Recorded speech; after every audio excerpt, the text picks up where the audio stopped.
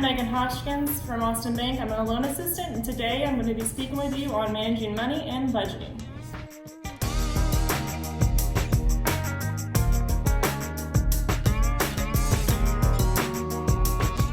Managing your money, family budget.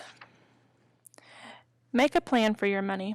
Managing your money is all about choices, choosing how to spend and save your money. We will go over 3 key points to help you get on the right track to setting a budget for your family. Establishing a realistic spending plan, setting goals and creating a spending plan to meet your goals, trimming expenses and finding ways to save. Trimming expenses and finding ways to save. Establishing a realistic spending plan.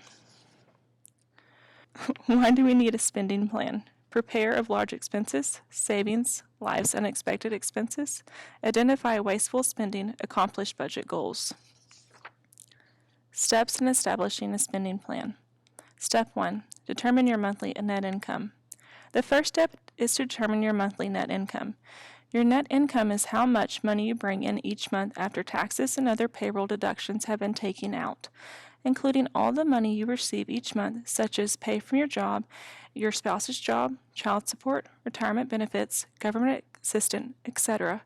Collect any papers that show how much money you bring in from your regular job and any other sources like alimony or disability payments, and complete the monthly income worksheet to calculate your total take-home pay.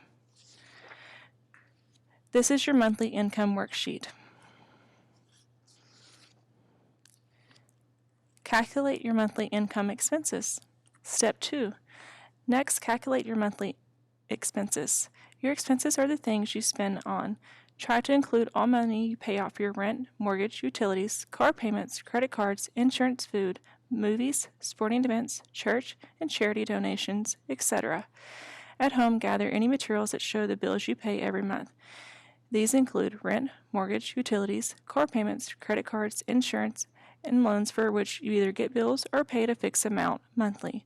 You may not have receipts for other regular expenses like food, clothes, doctors, schools, or work lunches. Do you know how much you spend on these items? Such things you can guess pretty closely. You may probably buy groceries every week and know how much they cost. Other expenses you will have to estimate.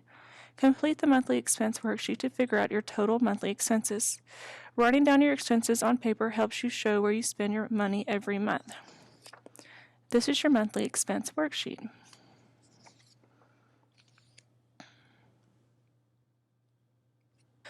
Subtract your monthly expenses from your income. Step 3. The final step is to subtract your regular expenses from your income and decide what you will do with that money that is left over. The money left over at the end of the month is called discretionary income. You may spend it or save it. Once you know your income and expenses, you complete the discretionary income worksheet to show how much money you have left over to save or spend it. How much of this discretionary income can you save? How much will you spend the rest? If you are like most people, it looks like you should have money left over to spend on entertainment, dining out, gifts, vacation, or other non-essentials, or to save for goals. Where does the money go? If your expenses are greater than your income, you have a deficit. You and your family will have to decide what expenses to cut from the spending plan or how to earn more income.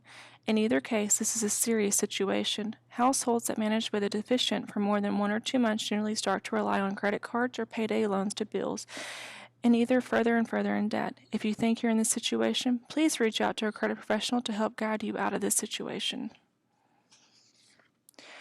This is your monthly discretionary income worksheet. Keeping track of your spending. The best way to find out where your money really goes is to begin keeping track of everything you and your members of your household spend money on, from picking up groceries to stopping for fast food to filling up at the gas station. Find a simple method of keeping track that works for you, whether it be saving all the receipts for the purchases or keeping a small notebook to write down the expenses.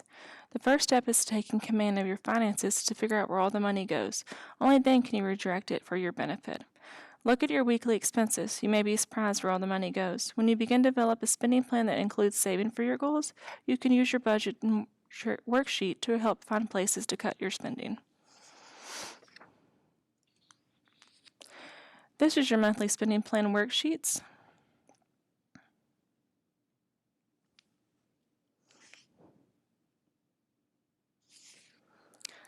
Develop a spending plan to meet your goals. Whether you're single or part of a larger household, you need to make a commitment to manage your money wisely in order to reach your goals. Anyone old enough to spend money is old enough to help set goals and help plan out the spending plan. The good spending habits of one family member may influence others to stick with the plan. Children often set good examples for adults. Urge everyone to be aware of the family goals and work together to dream, budget, and cut costs. Have a weekly meeting with your family to discuss the family budget and goals you would like to meet as a family for your financial future. Teamwork. Setting household member goals. Write down all household member goals. Rank them in order of importance. Figure out the cost of each goal. Use the Setting Goals worksheet. Meeting your goals by trimming expenses. At your weekly family meeting, look at how you are spending your money and see if you can find ways to save. Look at your monthly expense worksheet. Talk about the spending records each person is keeping. Figure out the wants and needs of your family. Needs are items that you must have for basic survival, like food, water, shelter, and clothing. Wants are things you desire but can live without. Determine where to cut the expenses. Start with the wants. Reviewing the plan. After you have set your monthly spending plan and have been using it for a few months, go back and review it. Make sure it's working for you and your family. Ask yourself, is our spending plan working? Are all household members able to follow the plan? Which costs seem to be always over the planned amount? Are we getting closer to reaching our goals? Remember, this is your family's spending plan. If it's not working for you, you can change it. Ways to make money management easier. Decide who pays the bills and when they will pay them.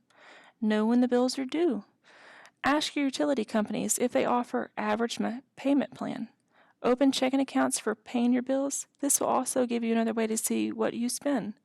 Open a savings account for emergencies, not just to make your future goals. Stick to the plan. Controlling your day-to-day spending. Use direct deposit from your employer if they offer it. Buy only what you need. Try to pay with cash, check, or debit card instead of credit card. Eat at home as much as possible. Avoid the fast food trap. Eating out versus eating at home cost. The Bureau of Labor reported that a family of 4 can spend between $550 to $1,300 a month on groceries. That breaks down between $138 and $325 a week on groceries. The average meal at a restaurant costs roughly $15. If you exploit that over the course of a 30-day month, you'll pay $1,350 to feed a single person and $5,400 to feed a family of 4. That's a lot of money. Managing your monthly income so that you can pay your bills and save toward your goals is an important part of learning to live within your income. Manage your money wisely is an important step on a long-term path to your financial security. Thank you for joining me today. If you have any questions or concerns about anything we discussed, you can reach me at mhodgkins, HODGKINS, @austinbank.com, or feel free to call me at 903-381-9547. Have a good day.